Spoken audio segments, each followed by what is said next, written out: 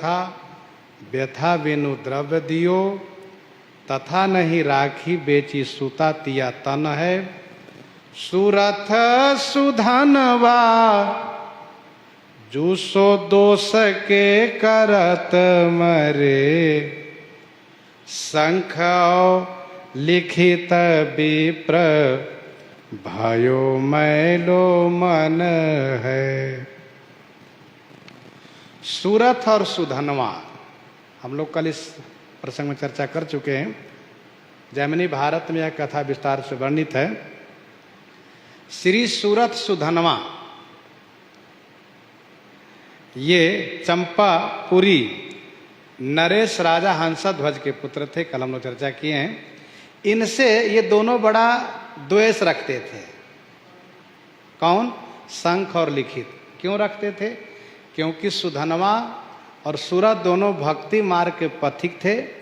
भक्ति की बात करते थे, भक्ति को सर्वोपरि ठहराते थे और शंख लिखित कर्म को विशेष मानते थे। यदा कदा दोनों में विवाद हो जाया करता था। शंख लिखित उपरोहित थे और ये राजा के पुत्र हैं, वे राजा के उपरोहित हैं, इनके भी उपरोहित हुए। इसीलिए खौलते हुए कड़ाह के तेल में सुधनवा को डलवाया था ये शंख और लिखित ने। अमर को जीवन दान दिया, वैसे इनके प्रभाव से ये दोनों बच गए। स्वामी प्रियादास जी कहते हैं द्वेष को करत मरे, द्वेष करते करते मर गए। देखो भक्तों से ईर्ष्या द्वेष करने वाले की यही दशा होती है। तके नीच जो मीच साधु की सोई पावरते ही मीच मरे। होई न बाको बाल भगत को जो को कोटि उपाय करे।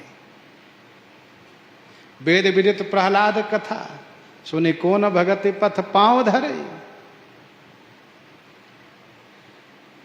और विप्र भयो मैलो मन है। ये दोनों ब्राह्मण मन के मैले थे तो बहुत बड़े विद्वान, बहुत बड़े धर्मज्ञ, श्रुतज्ञ, लेकिन थे मन के मैले। मानो एक संकेत श्री स्वामी प्रियादास जी कर रहे हैं। कोई चाहे जितना बड़ा विद्वान हो जाए, तपस्वी हो जाए, सदाचारी हो जाए, श्रेष्ठ हो जाए, लेकिन यदि भक्ति की महिमा को नहीं समझा तो उनका मन मैला ही है। यह समझना चाहिए। क्योंकि जप तप नियम जोग निज धर्मा, श्रुति संभव नाना, शुभ कर्मा ज्ञान दया दम तीरथ मज्जन, जहाँ लगी धर्म कहत श्रुति सज्जन, आगम निगम पुराण अनेका, पढ़े सुने कर फल प्रभु एका, तब पद पंकज प्रीति निरंतर, सब साधन कर यह फल सुंदर, तीर्थाटन साधन समुदायी, जोग विराग ज्ञान नुपुनाई, नाना कर्म धर्म व्रत दाना, संजम दम जप तप मक, नाना भूत दया दुज गुरु सेवकाई, विद्या विनय विवेक बड़ाई, जहाँ लगी साधन वेद बखानी, सब कर फल हरि भगति भवानी। सब कर फल हरि भगति भवानी। विनिश्चितम वदामि ते न अन्यथा वचांसि में, हरिम नरा भजंती अति दुस्तरम तरंति ते। भगवान की भक्ति को जिन्होंने नहीं अपनाया उनका मन मैला ही कहा जाता है। भक्त बन जाए, क्योंकि प्रेम भगति जल बिनु रघुराई, अभी अंतरमल कबहु न जाई। इंद्र आगानी गए शिवि पै परीक्षा लैन, काटी दियो मांस रीझी साचो जान्यो पन है।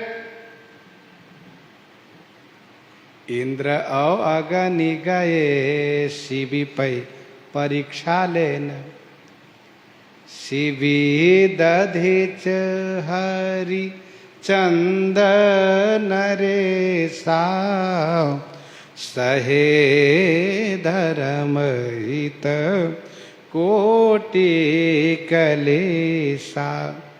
महाराजा शिवी उसी नर नरेश के पुत्र महाराज शिवी थे। राजा उसी नर के पुत्र, शरणागत वत्सल, महान दानी, ये महाराज शिवी थे। महाभारत में लिखा है शिवी किसी को ना नहीं करते थे, जो जो मांग लिया दे दिया। इनकी बड़ी प्रशंसा होने लगी। इस प्रशंसा से प्रभावित होकर के देवराज इंद्र और अग्नि दोनों परीक्षा लेने के लिए आए। इंद्र बन गए बाज, अग्निदेव बन गए कबूतर। कबूतर उड़ता हुआ आया और महाराज शिवी के गोद में राज सिंहासन पर बैठ गया। राज सिंहासन पर शिवी बैठे थे, वहीं आकर उनके गोद में बैठ गया और कहा, महाराज महाराज, मैं आपके शरण में आया हूं, आप मेरी रक्षा कीजिए।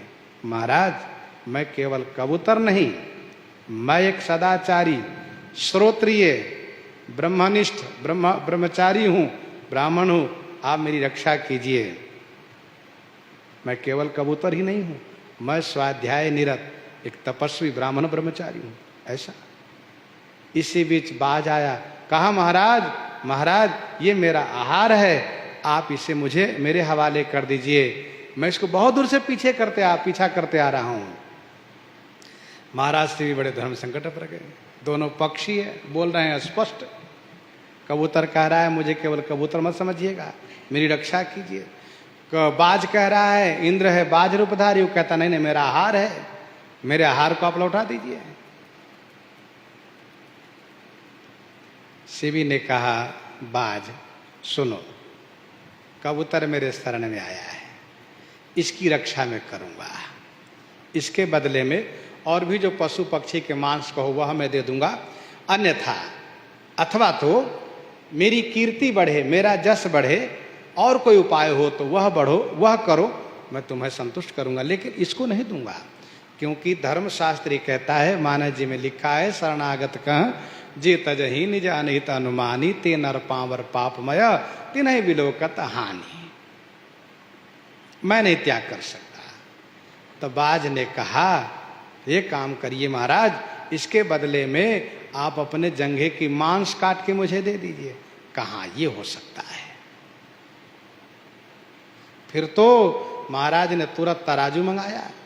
अब कबूतर के बदले मांस तोड़ना है, तराजू और क्या चाहिए।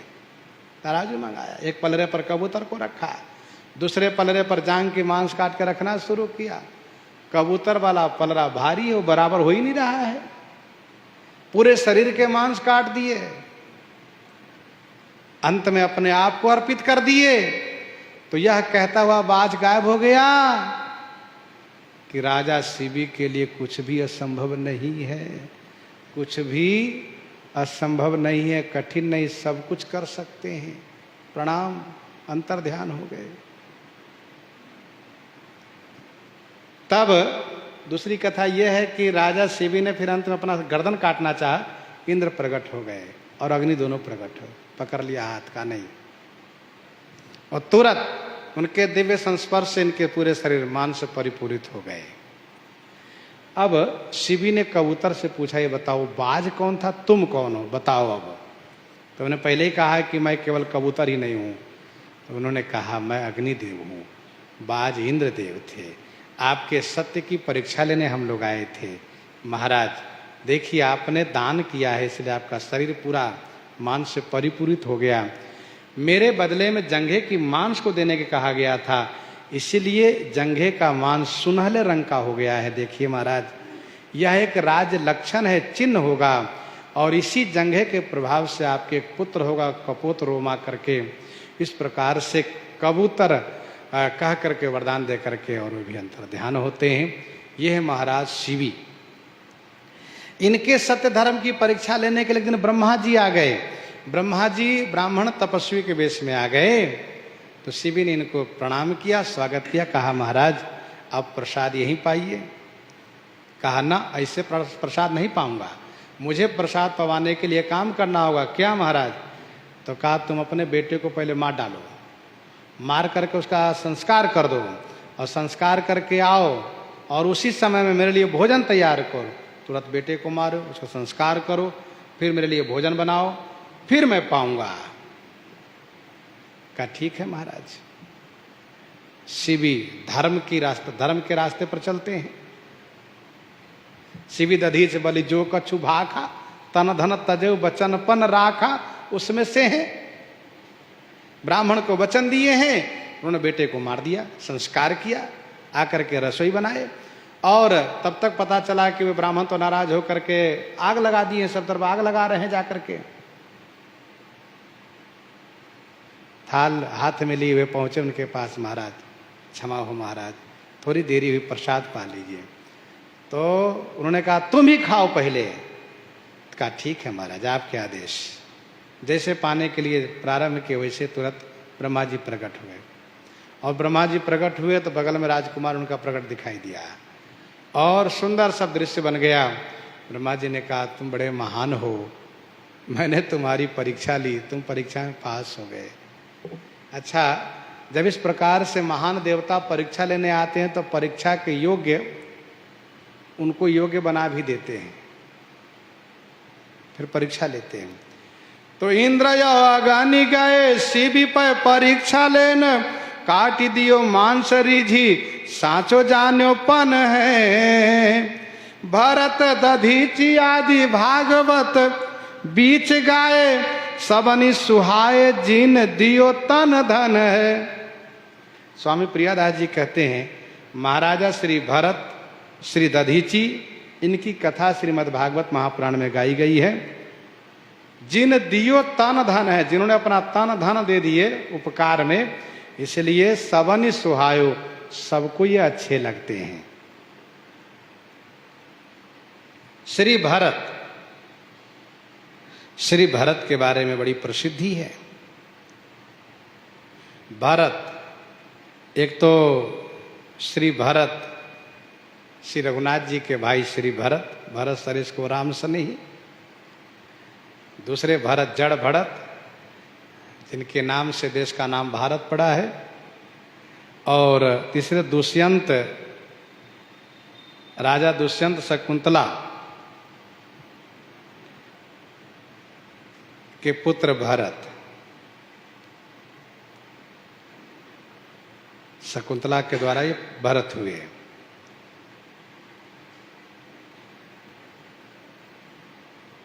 भगवान के अवतार ऋषभ देव, जिनके 100 पुत्र में बड़ा पुत्र भरत। भगवान ऋषभ देव ने इनको राज्य संचालन की जिम्मेदारी दी। राज्य संचालन करना शुरू किया इन्होंने। बड़े ही धर्मपरायण जीवन जी रहे थे और धर्म के प्रभाव से इनके मन में सहज रूप से ज्ञान उत्पन्न हो गया और भगवान में ब्रह्म में निष्ठावान हो गए, ब्रह्मनिष्ठ हो गए। ऐसे निष्ठ हो गए कि अब जो कुछ करते हैं भगवान के ध्यान में लीन रहते हैं। इतने में एक सिंह ने हिरणी को पीछा किया। हिरणी ने छलांग लगाई, लेकिन वह छलांग लगाने में सफल नहीं हुई। उनके गर्भस्थ शिशु नदी में गिर गया। हिरणी उस पार गिर के मर गई। तुरंत इन्होंने बच्चे को देख करके उठा लिया और लेकर आए और उनको पोषण करना शुरू किए। श्री भरत जी को हिरण के बच्चे में बड़ी ममता हो गई। उसको कंधे पर बैठा कर लिए घूमने लगे। उनके पोषण में, खिलाने में, लालन पालन करने, दुलाराने में अपना भजन साधना छूट गया। उनका भजन साधना सब भूल गए। जो एकदम से ब्रह्मनिष्ठ हो जाते थे सब उनका खत्म हो गया, भूल गया। और परिणाम ये हुआ कि उनका अगला जन्म हिरण में ही हुआ। हिरण साहब के दिन गया, वो लौटा नहीं। उन्हीं के लिए बीरा में बहुत दुखी हुए, हिरण बन गए। हिरण बन गए तब उनको तपस्या के प्रभाव से बोध था, इसलिए वह हिरण समाज को छोड़कर के एकांत जंगल में चले गए और तपश्चर्या पूर्वक जीवन यापन किए। हिरण शरीर में ही श्री भरत जी क्या करते थे कि वे एकादशी आदि व्रत करते थे, सूखी पत्ती खाते थे, किसी कोई हिंसा नहीं, बहुत सावधानी पूर्वक जीवन यापन किए। हिरण शरीर छोड़ करके फिर वे ब्राह्मण परिवार में जन्म लिए। वो उनका अंतिम शरीर हुआ। वो चरम देह दुज कै मैं पाई, सुर दुर्लभ पुराण श्रुति गाई।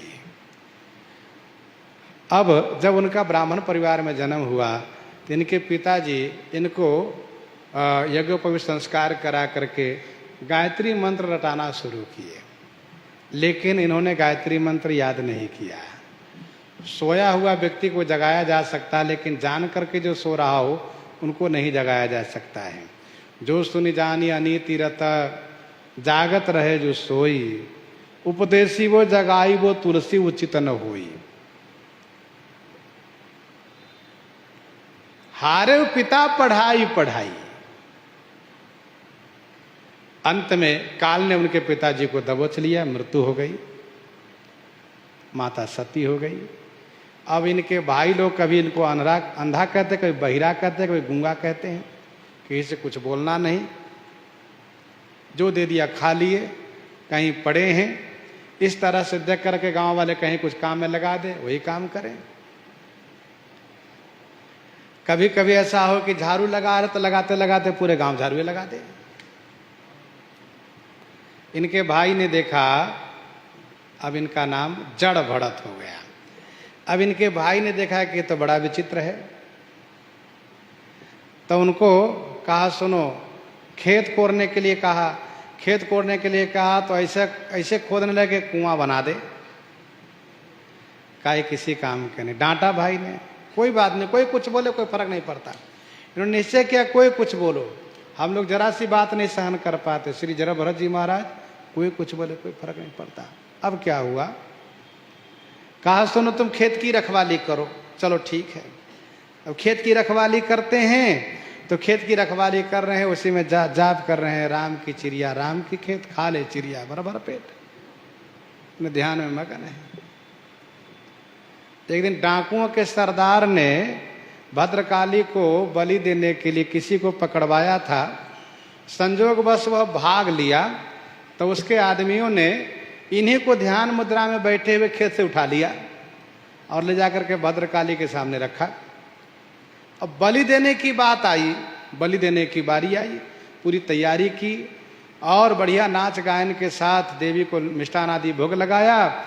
लेकिन जैसे ही इनको काटने के लिए तलवार निकाला तो श्री जड़ भरत जी के तेज से भद्रकाली के शरीर में जलन होने लगी और भद्रकाली मूर्ति से प्रकट हो गई, हाथ में तलवार लिया, उन सबको मार डाला, इनको मुक्त कर दिया।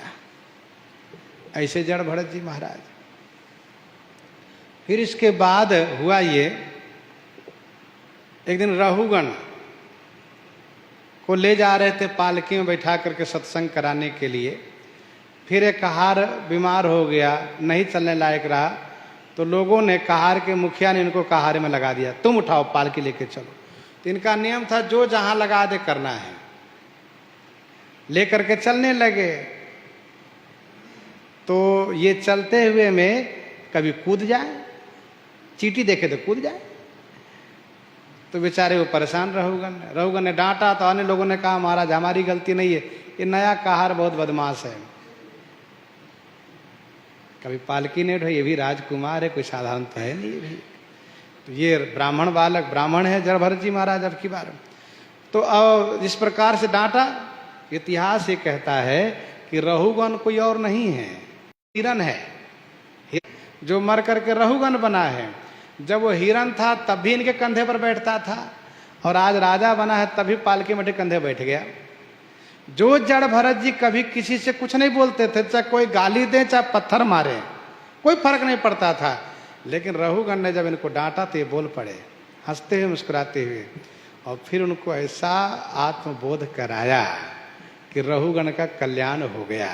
संत महात्मा कहते हैं कि महापुरुष का मोह जिनके प्रति हो जाता है वो आज न कल उनको कल्याण करके ही छोड़ते हैं।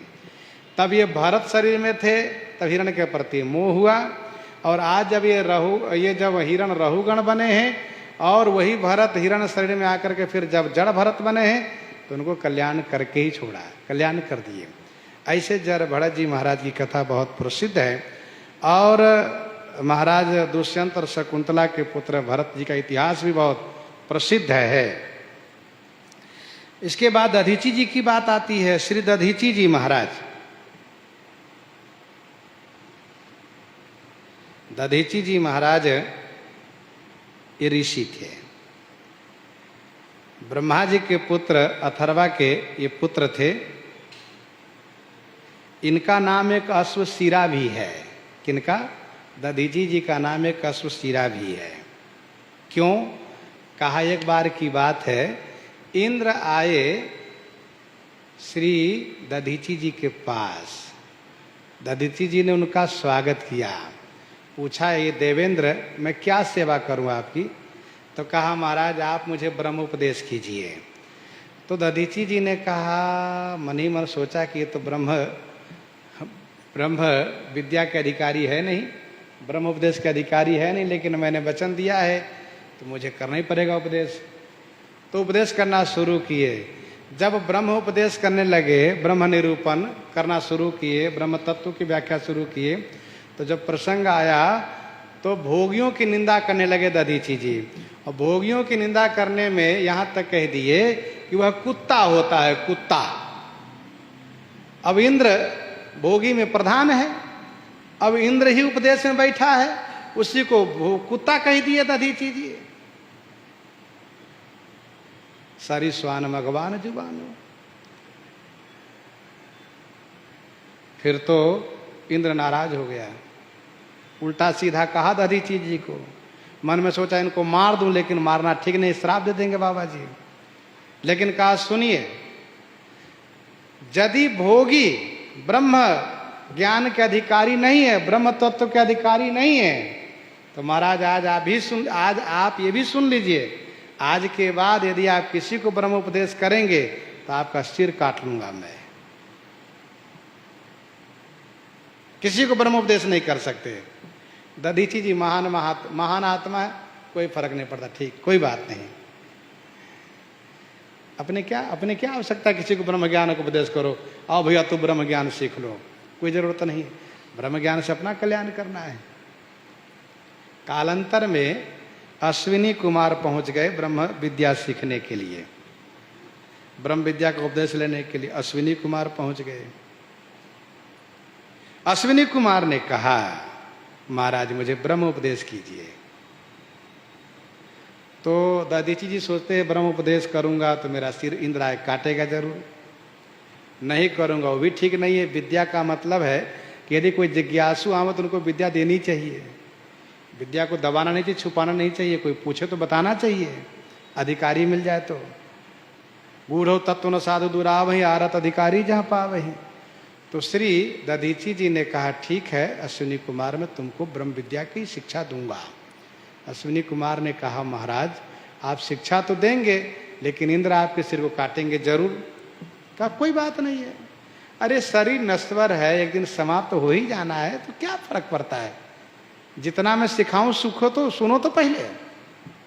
कहा नहीं महाराज मेरे पास संजीवनी विद्या है, एक काम करता हूं मैं आपके सिर काटता हूं, मैं ही।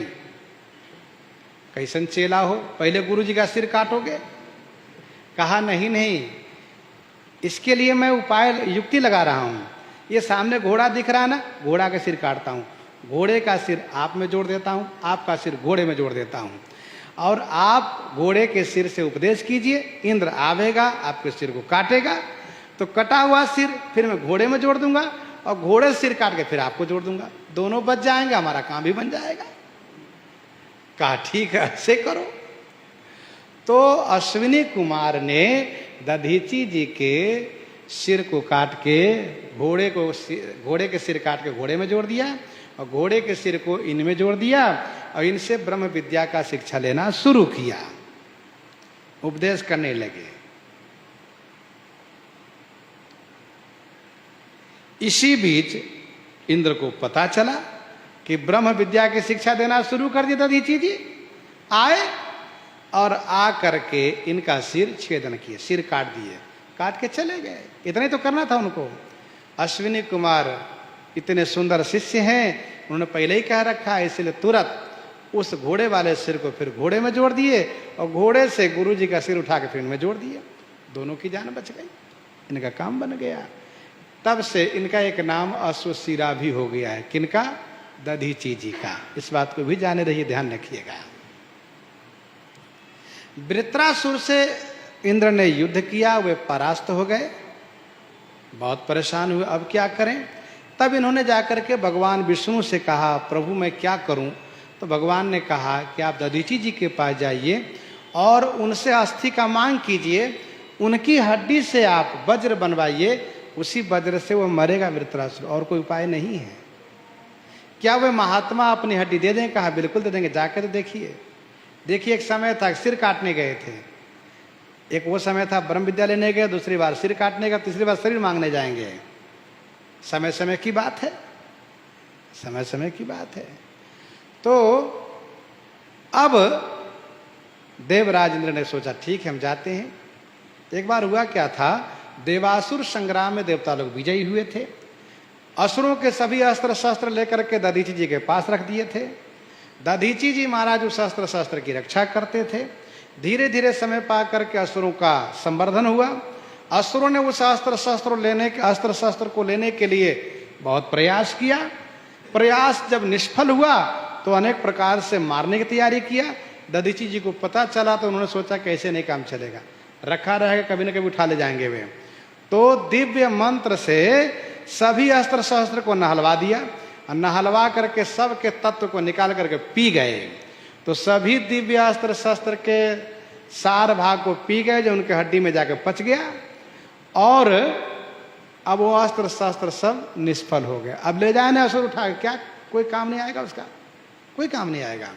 दधीची जी की हड्डी में यह अस्त्र शस्त्र का सार भाग बैठा हुआ है। भगवान विष्णु कहने पर देवराज इंद्र ने जाकर के दधीची जी से मांग